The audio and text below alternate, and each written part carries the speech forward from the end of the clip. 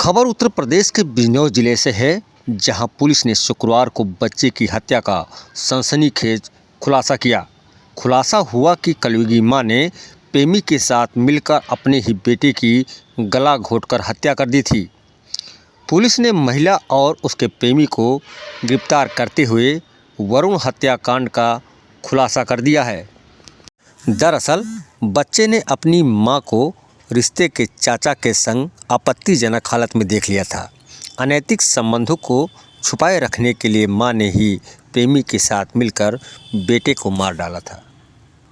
वहीं शुक्रवार को एसपी देहात राम अर्ज और सीओ चांदपुर सुनीता दहिया ने प्रेस वार्ता कर 10 वर्षीय बच्चे वरुण की हत्या का खुलासा किया।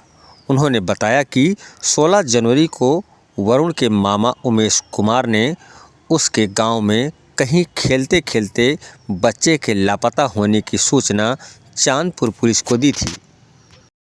अगले ही दिन 17 जनवरी को शाम 5 बजे वरुण पुत्र ओमपाल निवासी जाफरपुर का शव गांव के पास ही जंगल से बरामद हुआ था।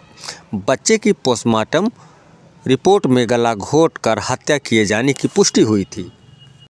पुलिस ने तफ्तीश करते हुए हत्यारोपी बच्चे की मां मुन्नी पत्नी ओमपाल और मुन्नी के प्रेमी रिंकू सैनी पुत्र चुन्नी निवासी जफरपुर को गिरफ्तार कर लिया। पुलिस के अनुसार पूछताछ में आरोपियों ने बताया कि उन दोनों का काफ़ी समय से प्रेम प्रसंग चल रहा था।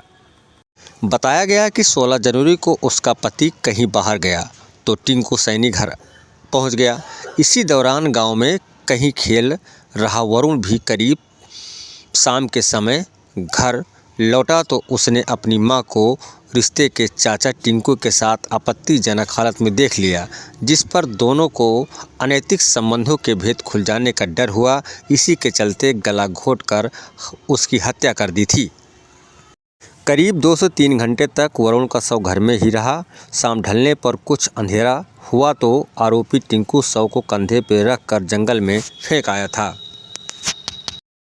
खुलासा किया गया, क्या पूरा मामला है? देखिए, थाना चांदपुर क्षेत्रांतर्गत जाफरपुर कोट गांव में 16/1/2023 को एक वरुण नामक 10 वर्षीय बच्चा जो है वो गांव में ही एक कुआं पूजन का कार्यक्रम था जिसमें गया था और वापस नहीं आया। इनके परिजनों ने काफ़ी तलाश किया और तलाश करने के बाद भी जब ये नहीं मिला तो थाने को सूचना दी गई। थाने द्वारा तत्काल इनके जो FIR थी उस पर इनके मामा के द्वारा, बच्चे के मामा जो उमेश कुमार है उनके द्वारा यह तहरीर दी गई थी। उसके आधार पर मुकदमा 363 IPC का दर्ज किया और बच्चे की तलाश के लिए टीमें लगा दिया।